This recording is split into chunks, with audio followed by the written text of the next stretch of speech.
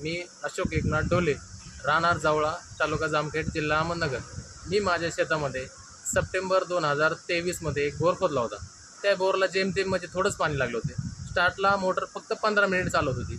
मला काही दिवसानंतर यूट्यूबवरती विशाल बगले सरांचा एक व्हिडिओ मी पाहिला व त्यानुसार मला पण वाटले की मी पण माझ्या बोरमध्ये अशी ट्रीटमेंट करून घ्यावी।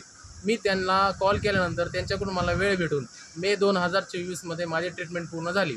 त्याच्यानंतर माझा बोर 15 मिनिट चालत होता, तो नंतर हळूहळू वाढून तो अर्धा तास चालायला लागला फुल, आणि त्याच्यानंतर लाईट असेपर्यंत कंटिन्यू तो बोर चालत होता। त्यामुळे माझे 2.5 एकर क्षेत्र ओलिताखाली आलेलं आहे।